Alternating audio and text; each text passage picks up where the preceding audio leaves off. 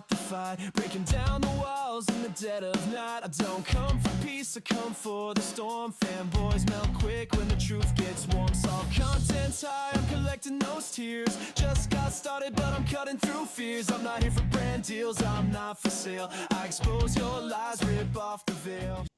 Let's take a trip down memory lane. Let's talk about what happened in 2024.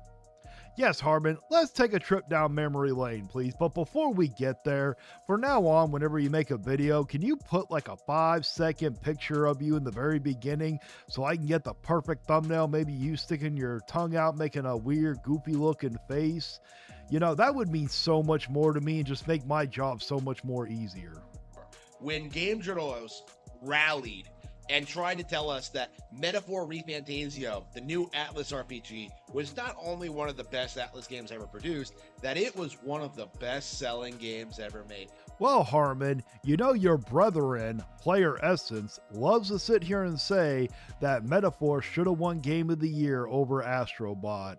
And you know, you two do kind of look alike. You both have matching forehead and hairline, so I'm going to have to say maybe Player Essence might be correct on that one. That this was this huge, genre-defining, culturally relevant, amazing RPG. I don't remember who was saying that, but I have heard the soundtrack is absolutely amazing for that game, and it is on my backlog. I just got to get through some other backlog games, and including the newer games coming out. This was one of the biggest releases of 2024, and if you didn't play this game, you were missing out.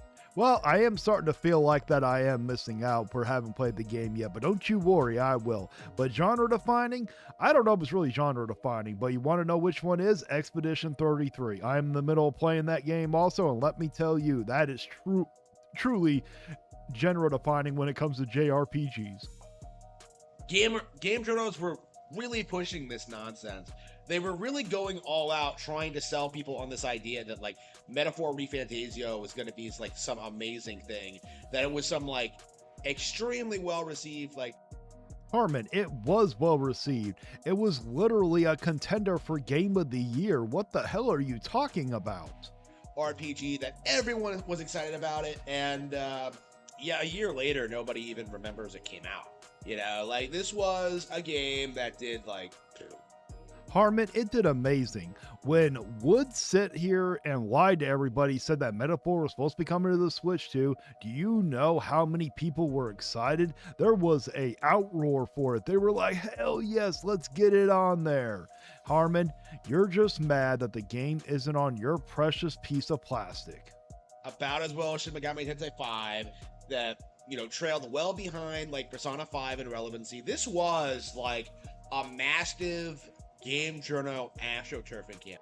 Are you having a little trouble speaking? Mastiff? Are you sure you didn't mean massive?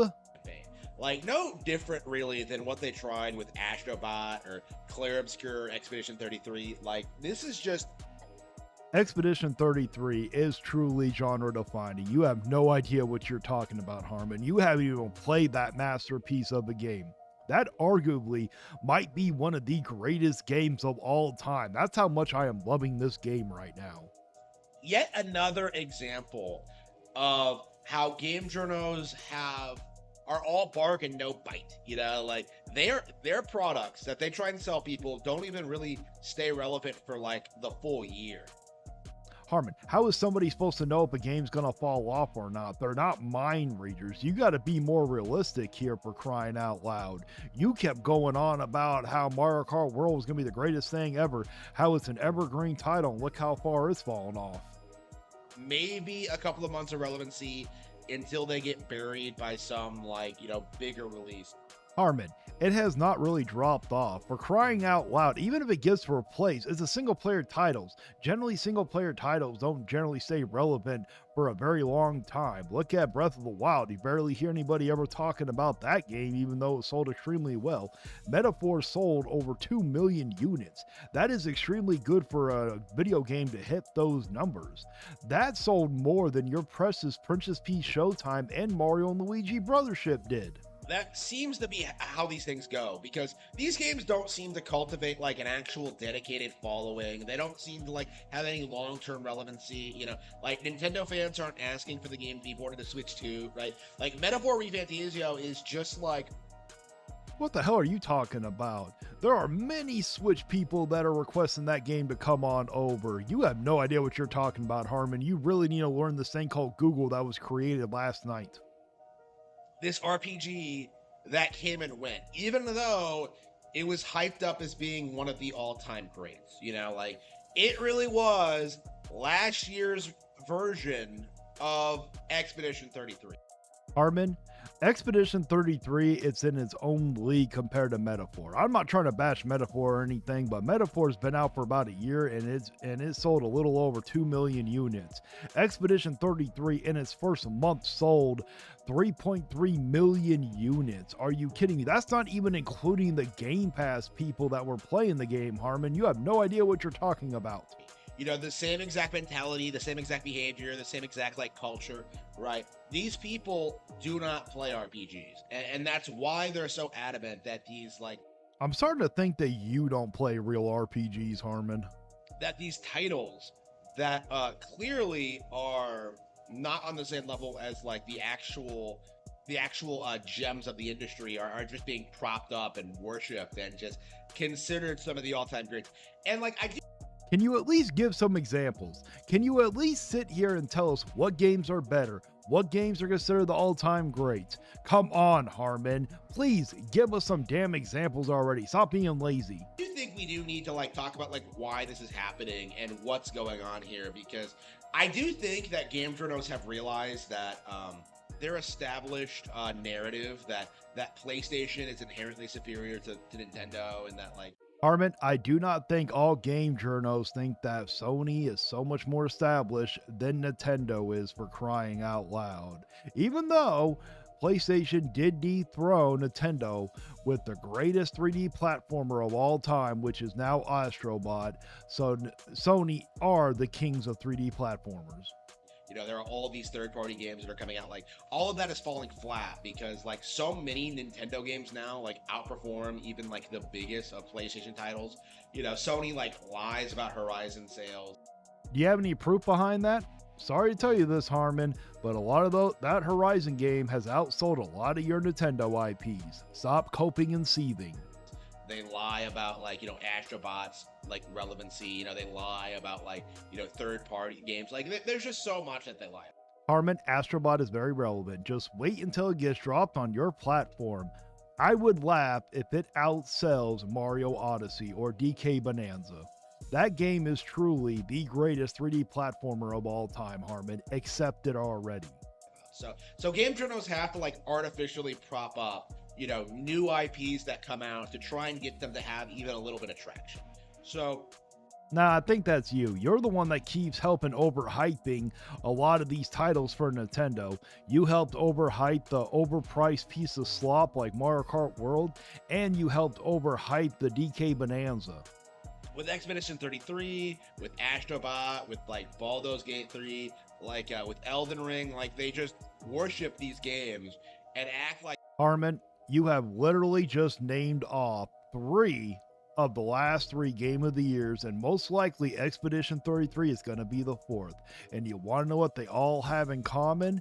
They're not on your piece of plastic. there's some like major deals, like some huge cultural phenomenons, and some just Because they are, Harmon. I understand that you keep coping and seething over the fact that Nintendo hasn't done something genre-defining since Breath of the Wild, which was almost a decade ago.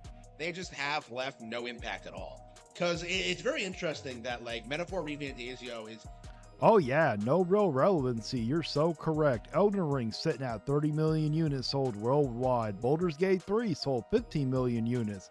Yeah, that's right, Harmon. Not very relevant. is considered this huge deal, this huge cultural phenomenon, you know, one of the best RPGs ever made, and yet like sales wise it trails well behind like Fire Emblem Three Houses. Yeah, most likely. I haven't sat here and played Metaphor yet, but I will, don't you worry. But I will sit here and say that the greatest RPG game I've ever played will have to be Expedition 33. It used to be Legend of Dragoon on the PS1. That used to be the greatest RPG game of all time, but nope, now it is Expedition 33. You know, it trails well behind Persona 5. You know, it trails well behind, like, Yeah, just like your hairline trails well behind your forehead. it's on par with Shin Megami Tensei 5, a game that the same people hated, actually. You know, so like the difference in like, You know, this is a hot take. I've never played any of those games. So let me know down in the comments. Are they any good and are they worth playing? you know, critical reception, and yet like, you know, the almost identical like commercial success kind of demonstrates something that does need to be emphasized. Well, you brought up Elden Ring and Baldur's Gate. Those were very big commercial successes, Harmon. Maybe Metaphor isn't considered this big blockbuster commercial success to you, but selling over 2 million units, that is still a good accomplishment. When it comes to these games is that like the multi-plat approach of having games on Xbox, PlayStation, and PC so that they can maybe outperform the Nintendo consoles. All right, I've said this before. Harmon, the reason why that the Nintendo games do so well, they don't have competition really with the third-party support. Yes, they do get some third-party, but the amount they have gotten on the Switch was nothing comparable to what PlayStation and Xbox got. If they got the exact same type of third-party competition, I don't think the Nintendo games would have sold nearly as much. This tactic is imploding and has been for a long time. People are beginning to realize just how much better Nintendo games are. And, you know, it started with, you know, Breath of the Wild and extended with like Mario Odyssey. And of course, like, you know, they're fans of like. Okay, Harmon, you named two somewhat amazing games. No, I'm just kidding. Those two games actually are really good. But why aren't you sitting here saying the greatest games on the Switch one, which is the Xenoblade games, Harmon? You better show some respect to those games. Smaller Nintendo IPs like Fire Emblem and Xenoblade, Metroid, and stuff like that. But like, you know, with Donkey Kong Bonanza, I do think we're kind of expanding outside of the realm of. Okay, he did mention Xenoblade, but DK Bonanza is still overhyped. I will die on that hill. Previously established Nintendo franchises, because like the narrative for a long time was that like you only buy games for like major Nintendo games, Mario, Zelda, and Pokemon. Yes, pretty much. That is very true. And I will still sit here and stand by that. Because you look at Xenoblade, it didn't sell the numbers that the rest of those games have. And Xenoblade didn't even start on the Nintendo. They got famous on the PlayStation, Harmon. And, you know, Donkey Kong Bonanza kind of has showcased that, you know, a stagnant Nintendo IP that was downplayed by game journalists for a long time. Harmon, how can you sit there and say that that's bringing back a return to form or something? They haven't even released the sales data on the game yet, and from what I'm being told, Nintendo usually only releases the sales data when it hits 1 million units.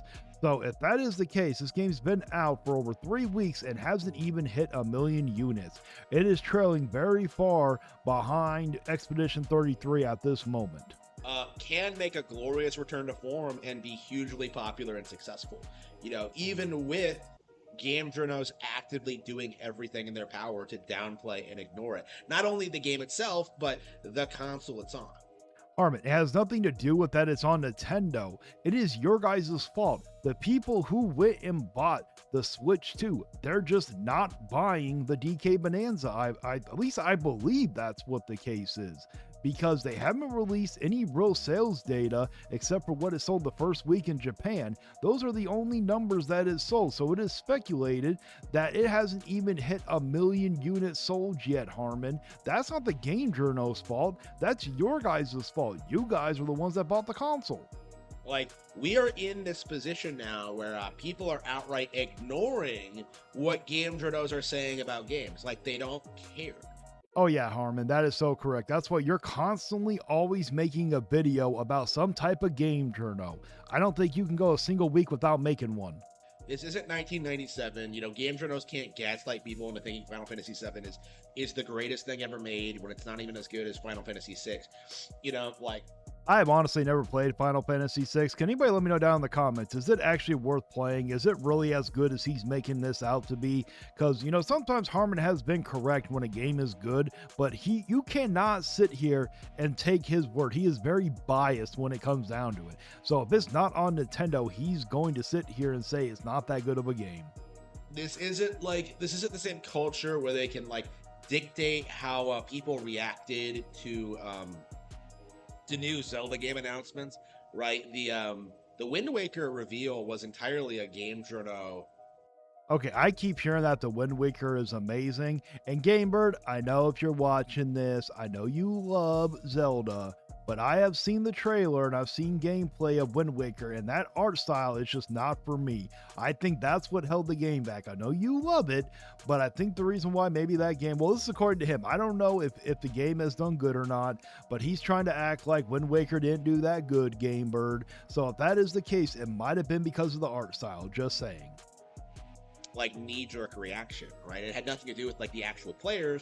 It was like Game Journal was trying to dictate like how disappointed they were with Nintendo not going in a more mature direction, you know. Well, that might have held them back. That's why they were known as the kiddie console back in the day, Harmon. That's why when they got into well, from what I've been told, the Wii U, they tried to push for more of an adult audience. But with the Switch, you can see that they were doing that. That's why they started doing Xenoblade stuff. They started doing Bayonetta. That Bayonetta game definitely is not for children. But just come to find out, they don't even actually own that character. It's kind of amazing to kind of look back and see at just how like these people traditionally complained about Nintendo games not being mature or adult enough. And Harmon, there are plenty of games that are not mature and adult enough that are on Nintendo. Look at the Pokemon titles alone. All right, there's only a little bit left, but I'm just done with it. I'm not going to continue on, so let's get into the members of the channel. We got GaraOfTheRage, Maximilian Pegasus 88, Mattfox 94, Shade Milkman, Oh No Is Justin, Brian Payne, Andy Ritz, Jay Wesby 65, Sea Stars Piplup, Cam, Astrius Lane, Maximus 2400, and John Molina. Thank you so much for becoming part of the crew. And if you truly enjoy this content, why don't you think about becoming a member? It's only $1 a month. You get special emotes, badges, and you get a shout out at the end of each video until it becomes too long, and then it'll be turned into a credit roll. And also, I got an awesome merch lined up for you guys. I got amazing shirts, hoodies, I got coffee mugs, I got desk mats, I got a bunch of different kinds, so why don't you check it out also. And please like, share, and subscribe. And until next time, guys, stay vigilant. You can cry in the comments, but you won't survive. Like and subscribe if you feel that vibe. We're